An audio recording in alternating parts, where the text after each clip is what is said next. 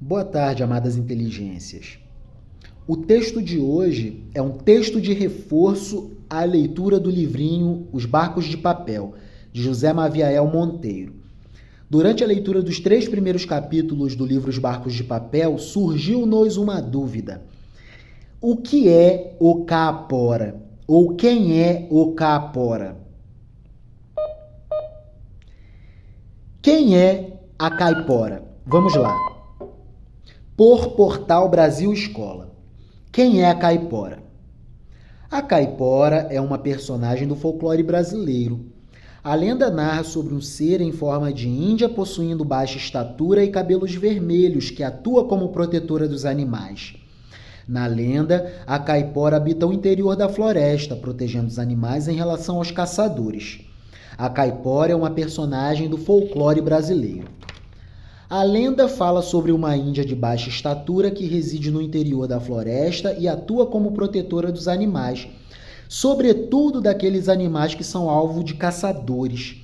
Ela pode trazer má sorte ou até mesmo aterrorizar os caçadores como forma de proteção aos animais que habitam a floresta. A caipora é uma personagem de lenda do folclore brasileiro. É um personagem da nossa cultura brasileira. É um ser que habita a floresta e protege os animais dos caçadores. Existem relatos de cronistas do século XVI que apontam a possibilidade de que essa lenda já existisse nesse período.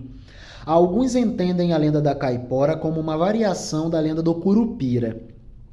A caipora possui diferentes versões no território brasileiro. Existem lendas na América do Sul que se parecem com a lenda da caipora. Quem é a caipora? Olha a redundância típica de um texto contextual ao conceito. Um texto conceitual.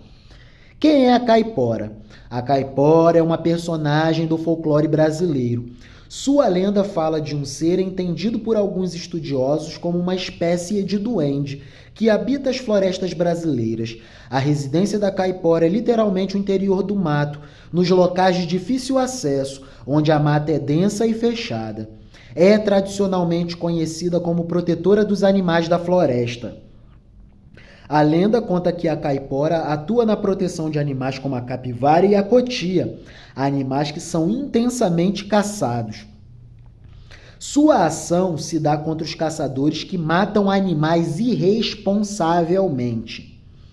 Cronistas relatam que a lenda da caipora causava grande terror nos indígenas. O nome caipora é uma variação que surgiu de caapora, o nome original desse ser que traduzido do tupi significa habitante do mato. Caapora, caipora são elementos da mitologia tupi-guarani.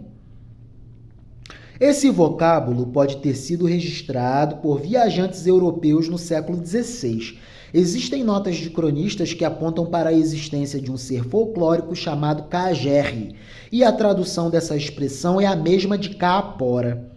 Estudiosos apontam que a lenda da caipora pode ser uma derivação da lenda do curupira. Entretanto, existe uma observação importante a ser realizada acerca da lenda da caipora, que é o fato de que essa lenda é vista por alguns estudiosos como uma variação da lenda do curupira. A partir dessa variação, o curupira ficou representado como um guardião da floresta, enquanto a caipora ficou representada como uma guardiã dos animais. Houve uma espécie de divisão do trabalho entre o curupira e a caipora. Ao curupira coube a proteção da floresta e à caipora coube a proteção dos animais. Os indígenas temiam a caipora e, por isso, usavam tochas para se locomover nas florestas durante a noite, pois isso garantiria a proteção contra animais perigosos, mas também evitaria a aproximação da caipora. Isso porque acreditava-se que ela, a caipora, temia a claridade.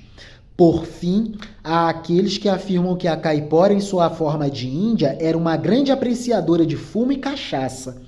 Diferentes versões da caipora trazem que a lenda da caipora está presente em todo o território brasileiro. Portanto, é natural que a história apresente muitas variações. Assim, a caipora adquire diversas formas e atributos de acordo com a região brasileira em questão. Uma versão conhecida apresenta a caipora como uma índia de baixa estatura, mas bastante forte. A caipora teria grandes cabelos, sendo que em algumas versões eles são de cor avermelhada. Ela teria o corpo com muitos pelos e usaria roupas indígenas. Em algumas regiões, há aqueles que acreditam que a caipora mantém relações sexuais com homens, exigindo deles fidelidade eterna. Os que traem a confiança dela são mortos. A caipora exige fidelidade absoluta. E ai daqueles que forem infiéis. Em algumas versões, a caipora montaria um porco do mato e ressuscitaria alguns animais durante sua função de protegê-los de caçadores. Já outras versões afirmam que a caipora, na verdade, seria um índio baixo e forte que monta um porco do mato. Outras variações retratam a caipora não como um índio de baixa estatura, mas sim como um índio gigante. O folclorista Luiz da Câmara Cascudo aponta para o fato de que existem lendas bem parecidas com a da caipora em outros países da América do Sul. Em alguns lugares da Argentina, Paraguai e Uruguai, caipora é um índio velho gigante que vive em regiões de montanha. Outras variações o apresentam com o poder de assumir a forma de um cão ou de um porco. O autor ainda aponta que na Argentina e no Chile existem duas lendas que possuem muitos elementos que se aproximam da lenda brasileira. Na Argentina, trata-se da lenda de Yastay, defensora dos animais caçados. No Chile, trata-se da lenda do Anchimalen, um anão protetor dos animais. Por fim, existe até mesmo uma associação da caipora com o fato de que a pessoa perseguida estaria com azar. Isso porque a perseguição da caipora em relação aos caçadores era vista como motivo de azar e infortúnio sobre caçadores irresponsáveis ou sobre os caçadores irresponsáveis. Assim, uma pessoa que vive uma intensa maré de azar normalmente é referenciada como uma pessoa que está com a caipora. Assim, quando uma pessoa vive uma maré de azar, alguns dizem que essa pessoa está com a caipora. Texto do professor Daniel Neves, professor de História, que escreve para o portal Brasil Escola. Maravilha, é isso aí.